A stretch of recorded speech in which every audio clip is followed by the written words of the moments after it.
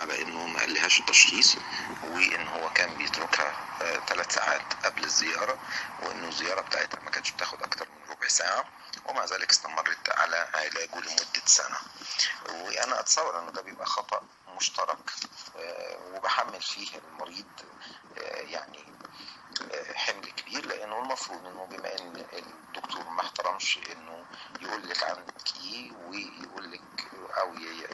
يحترم مواعيدك، يعني اتصور انه ده بيخلينا لازم نوقف او نغير. وهي ده اللي فعلا عملته. بعد سنة من العلاج لما ما ارتاحتش على العلاج غيرت الدكتور، والدكتور التاني قال لها التشخيص، كان شيء كويس جدا، لكن هي انشغلت، وبالتالي عملت الخطأ التاني اللي بنقع فيه من غير ما ناخد بالنا، وهو انها اعتمدت على نفسها انها تاخد الدواء وتغيره وتوقفه وتعمل اللي هي عايزاه نتيجة لانشغالها، فما تبعتش مع الدكتور رغم انها ما كانش متحسنة، ومع ذلك برضه وقفت الدواء. لما الامور ساءت معاها قررت تروح لدكتور ثالث، وهنا هي كان تقريبا خدت خبرة كويسة قوي، فقدرت تتكلم مع الدكتور اكتر، وقدرت توصل له الرسالة بتاعتها انه التشخيص غالبا في المرتين الاولانيين ما كانش صحيح 100%، وانه وصلوا انه التشخيص انها عندها ميكسد بايبولر،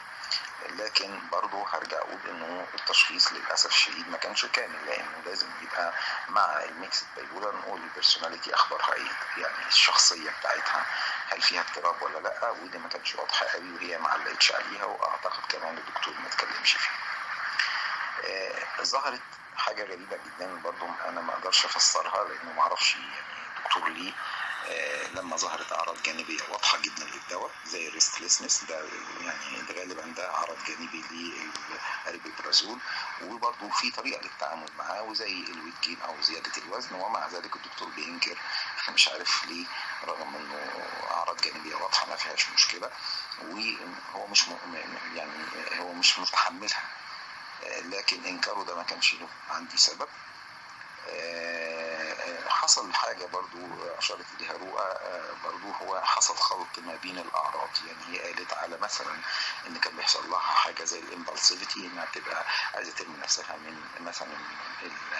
أو عندها خوف إنها ترمي نفسها من العربية، إنها تقتل طفل، وإن قالت إن دي فوبيا أو أوبسيشن، أنا أتصور إن ده إمبالسيفيتي أو اندفاعية، وده مرتبط أو موجود كعرض من أعراض المرض إن لم يكن هناك شيء تاني، ولكن ده مش ما تصورش انه ده وسواس بناء على اللي هي بتحكيه فيه. الجزء الثاني انه ربما ده ما يبقالوش علاقه بالادويه، ربما يبقى له علاقه بانه المرض مش متحسن، او هي مش قادره توصل للتوليفه السليمه للمرض بتاعها. هي قررت في الاخر توقف كل الادويه وتعمل تعايش مع المرض، رغم انها الاعراض واضح انها اعراض شديدة، وانها على كلامها انها مش متحسنة، وده برضو انا اتصور انه خطأ، لانه المفروض ان احنا نبحث وما نكتفيش بخبرة، يعني هي خبرتها 3 دكاترة، ما ينفعش قوي اعتبر ان هي دي خبرة كبيرة في مرض